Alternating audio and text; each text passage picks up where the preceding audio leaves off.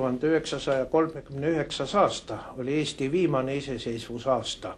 Vabariigi aastapäeva kõnes president Päts avaldas lootust, et Eesti iseseisvus jääb püsima. Meie oleme oma riigis rahulikult jälle ühe aasta mööda saatnud.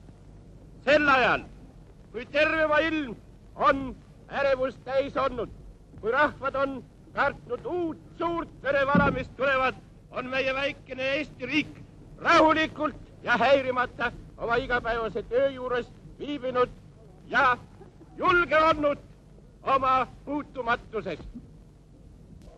Meie tahame rahus elada, rahus tööd teha, meie tahame tülidest eemale jääda ja tahame kaasa aidata, et terves maailmas rahu võidule pääseks.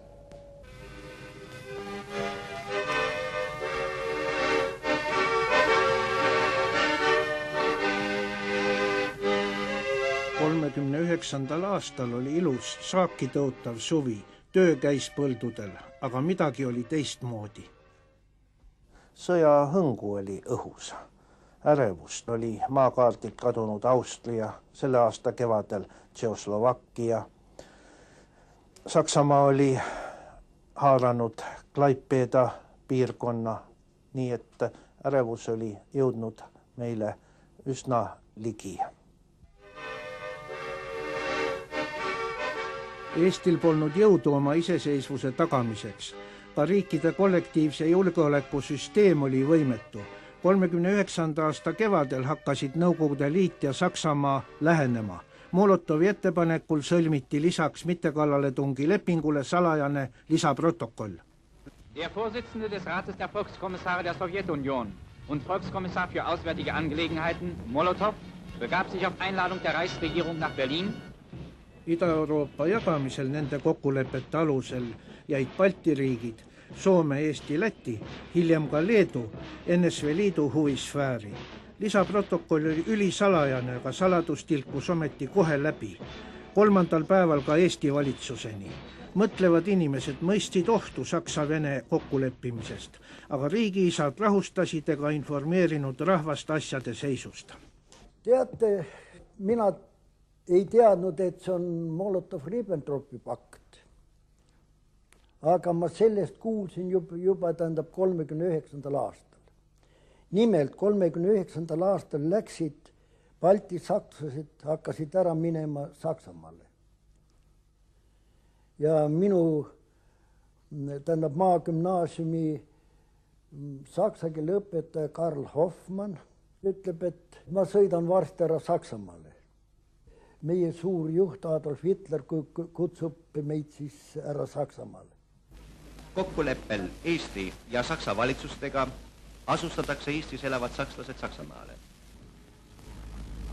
Ümberasustamine hõlmab nii hästi Eestis elavaid riigisakslasi kui ka neid sakslasi, kes on Eesti kodanikud.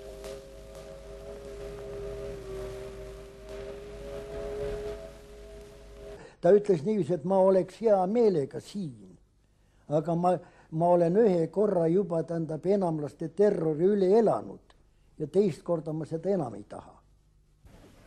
Sakslaste ümberasumine oli pahaendeline märk. 5 kuuga lahkus umbes 16 000 Eesti sakslasest ligi 13 000. Eesti rõhutas oma erapooletust puhkenud sõjas.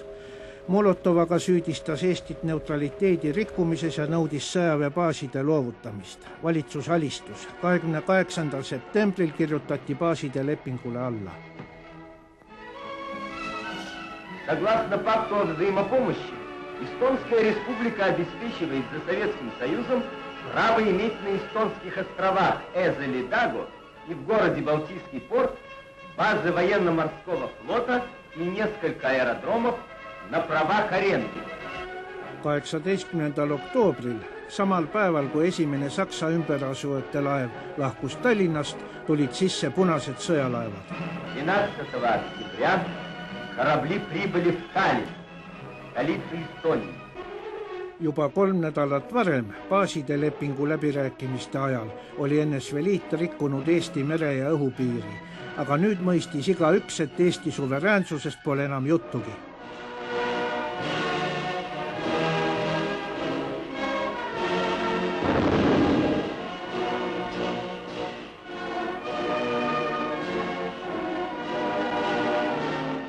18. oktoobril tuli punavägi üle Eesti piiri.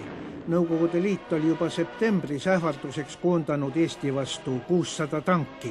Eestil oli 30 tanki, 600 lennukit, Eestil oli 60, 160 000 meest. Eesti väes oli 16 000 sõjameest. Üldmobilisatsioon oleks kokku kutsunud üle 100 000 mehe.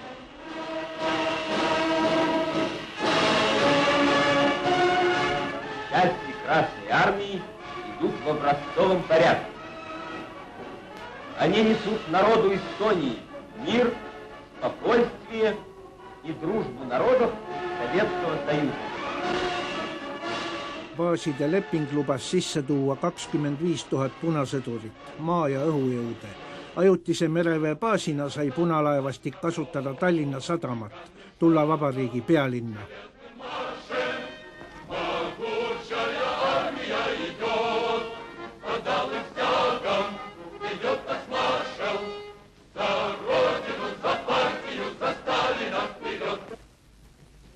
Kui see sõjavägi hakkas tulema, Vene sõjavägi kuivastust, siis oli ju, rahvas ei tohtinud seda näha.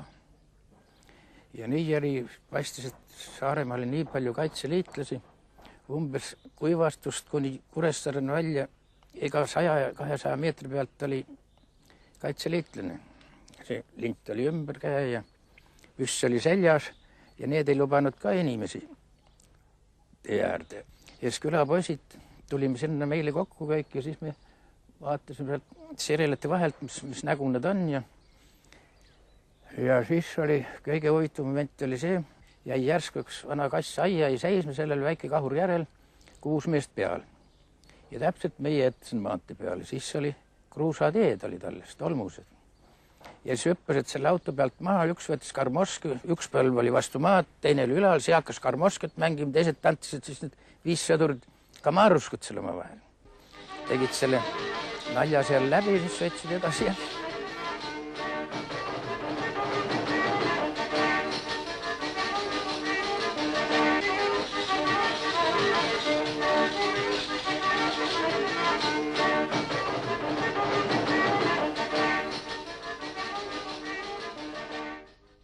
ja kui Vene sõjavägi tuli, siis ma vahtisin seal õues. Nad olid nii koomilised. Neil olid need tutiga mütsid. Ja vahtisin neid. Nemad muudkui marssisid edasi. Ja neid oli üsna palju. Для красного уголка налицо и патефон, и книги.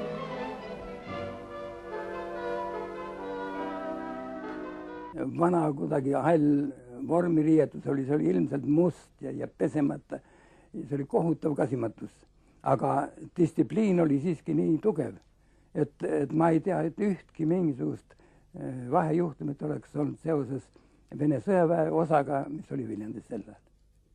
Venelane ostas siis omal ka ohvitsere said, nad said ju Eesti rahast said ju palka siin kroonides ja siis nad ostsid omal Eestis jalgrattad ja ka jalgrattaga sõita ei osanud, siis samal kus see praegu see sõjaosa siin oli. See oli kunagi oli Eesti Laada plats oli. Siis jälle läksid siin Laada plats ja siis teine pedas sadulist kenne, teine oli seljas ja õppisid niimoodi sõitma ennast. Ja need ohvitserid majurid.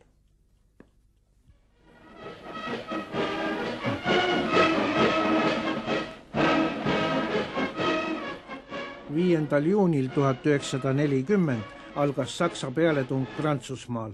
14. juunil langes Pariis. Moskva kasutas ära, et maailma silmad olid Prantsusmaal ja tegutses Baltimail häbenematult. Just 14. juunil sai ultimaatumi Leedu, 16. Eesti, lasta punavägi kogu riigi territooriumile. Valitsus alistus protestita.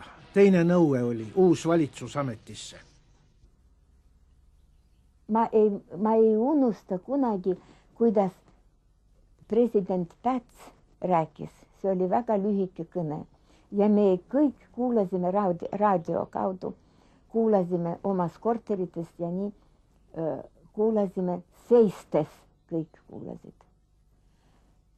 Nuttes kuulasime. ja tema väga õieti rääkis, et Eesti riik, kes tol ajal oli 1 miljon rahvast, ei saa vastu panna riigile, kus on 180 miljonit tol ajal oli. Ja peame kannatama. Ja peame kannatama.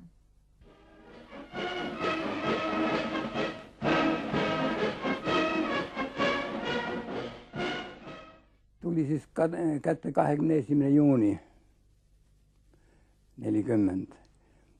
Olime parajasti, pangas oli tööaeg veel ja üks ametnik vaatas aknast välja, ütleb, et mis seltskond seal tuleb. Läksime kõik akna peale vaatama ja tuleb punane lipp, mingisugune ees seal ja kui palju seal, no mõnikümmend ikka, no 4-50 inimest oli tõenäoliselt selles seltskonnas, mis tuli ja me ei saanud aru, mis lahti on. Seal oli umbes 3-40 linavabriku naist oli, siis 10 neid kohalikke kommuniste, aga osa nendest naistest nutsid. Nii et mitte ei läinud suure vaimustusega sinna riiki pöörama. Ja varsti tuli raadioteade, et Tallinnas on olnud ülestõus ja käib praegu uue valitsuse moodustamine. Nukuvalitsuse tegid okupandid pahempoolsetest, Varesega eesotsas.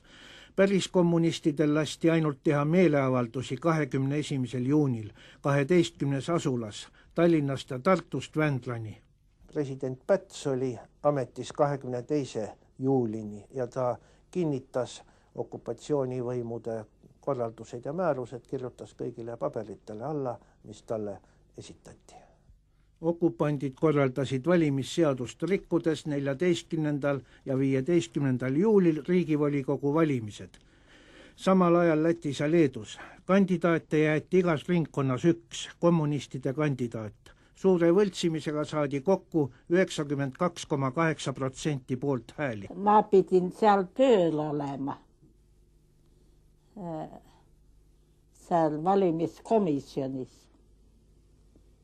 Õpetajad olid seal kõik ametis. Ja ega see mingi valimine olnud. Ikka käis, sest nad kartsid. Ja siis juba arreteeriti inimesi. Meile öeldi ära, et pidage seda meeles, et kes ei ole meie poolt, see on meie vastu. Osa oli ka niiviisi, kes püüdsid inimesi aidata. Ja siis eriti mida nad soovitasid, et pidage ometi oma suud kinni.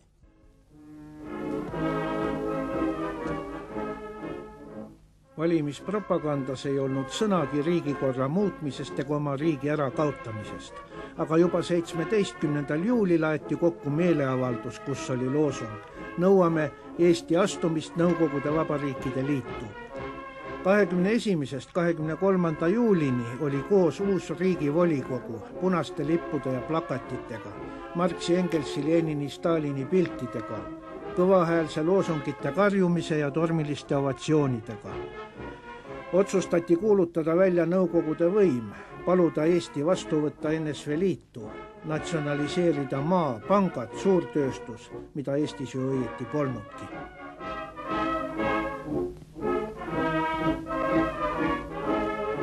Riigivolikogu delegatsioon sõitis Moskvasse liitu vastuvõtmist paluma. Veduril oli loosung: vabastatud Eesti tervitab võitmatut Nõukogude Liitu.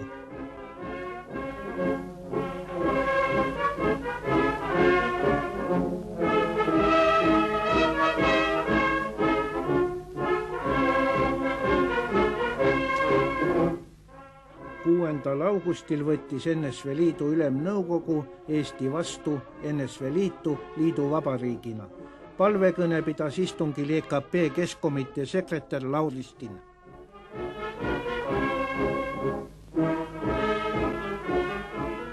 Algas punane aasta päriselt, argipäev. Nõukogude võim jäigi loomata, mingeid nõukogusid ei tehtud, moodustati ainult täitevkomiteed.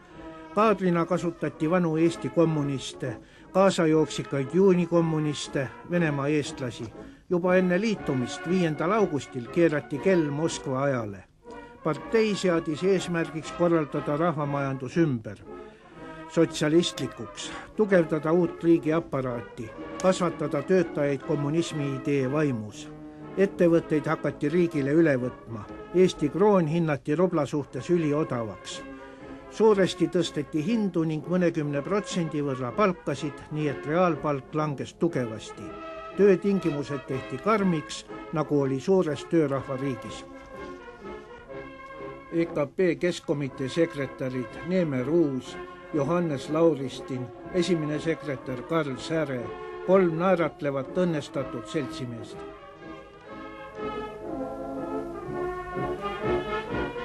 Kuuludes suurde Nõukogude Liidu rahvaste perre, võis Eesti noorus kuulsusrikka Punaarmee kaitselt vabalt pühitseda oma noortepäeva. Nõukogude Eesti koolide õppekavas on esimeseks võõrkeeleks vene keel.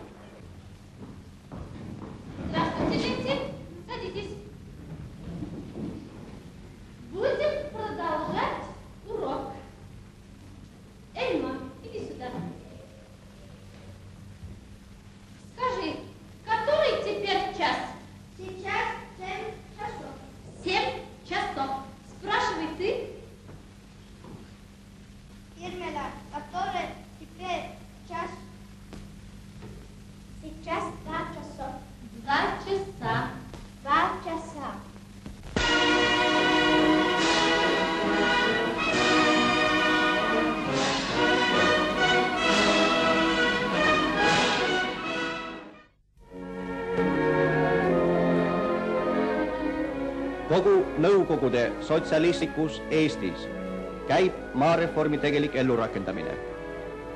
Põldudele ilmuvad uued piiritähised, mis näitavad uute talundite asukohti. Üksmeelselt ollakse vaimustatud sellest enamlikust maareformist, mis kaotab maaga hangeldamise ning võimaldab tegelikutel põllupidajatel töötada omal põllul.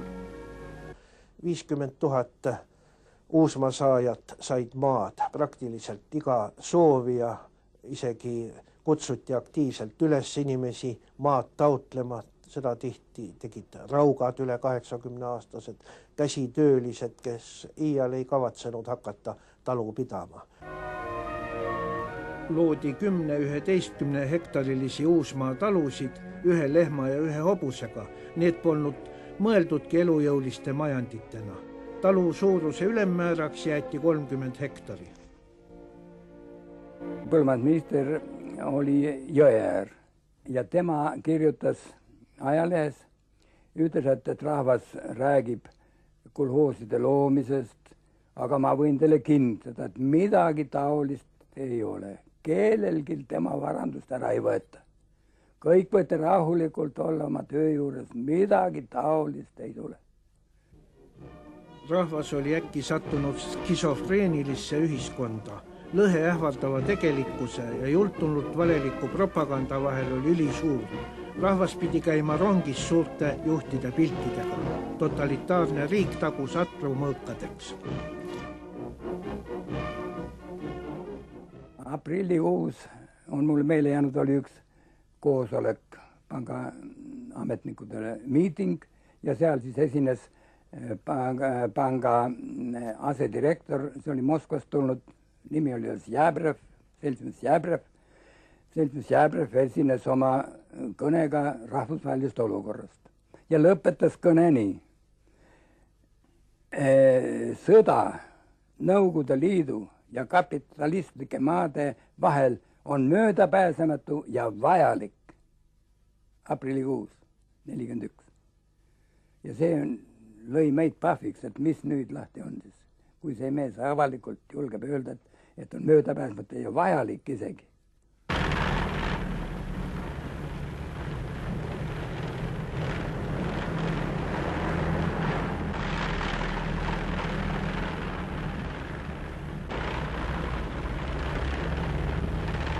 Ammu juba enne seda,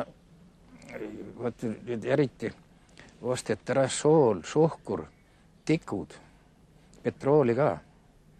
siis olid suured petroolipudelid, ma ei tea, mis nende sees vanasti olid, Venel 50 liitris, meil oli isegi üks 100 liitri petroolipudel oli. Ja kõiki asju korjati tagavaraks.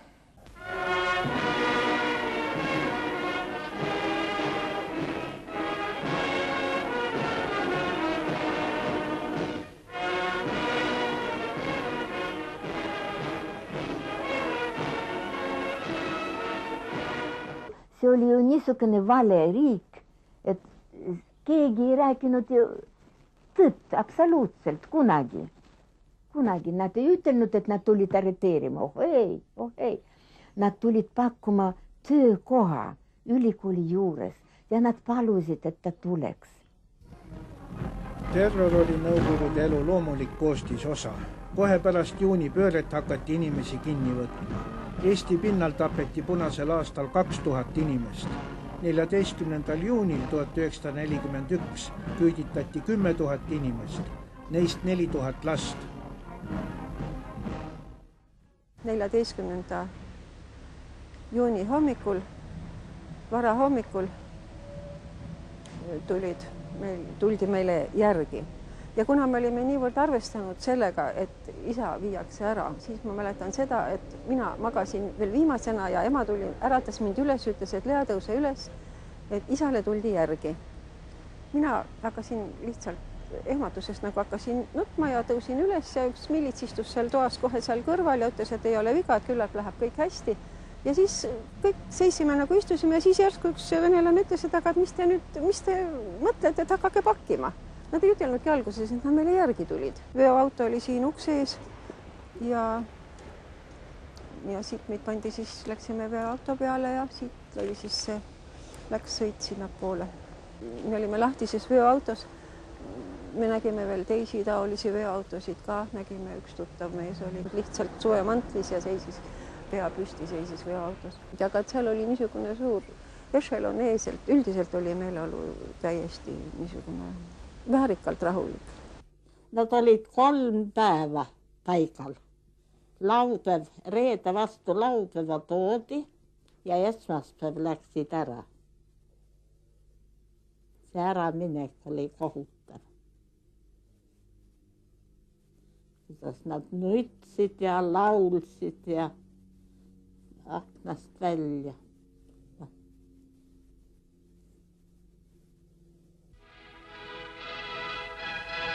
Vor der Reichskanzlei in den frühen Morgenstunden des historischen 22. Juni. Das Haus des Rundfunks. Die Übertragung der Führerproklamation über alle deutschen Sender wird vorbereitet. Reichsminister Dr. Goebbels verliest die Proklamation des Führers. Sie enthüllt zum ersten Mal vor der ganzen Welt die Verschwörung zwischen London und Moskau gegen Deutschland.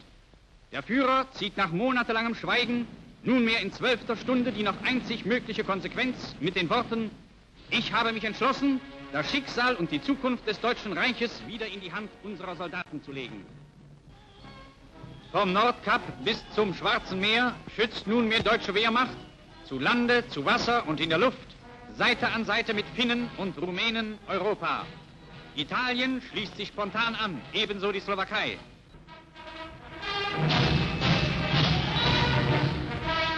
Veel aasta tagasi kõik kardsid sõda. Nüüd Eesti rahvas ootas Saksa-Vene sõda nagu ainsat päästjat. Punase aasta õudused olid suuresti muutnud hoiakuid sakslaste suhtes. Keegi ei osanud aimata, et Tallinna vallutamiseni Saksa vägede poolt oli jäänud 2 kuud ja 1 nädal. Ja veel vähem oskas keegi aimata, et Tallinna taasvallutamiseni Punaarmee poolt oli jäänud 3 aastat ja 3 kuud.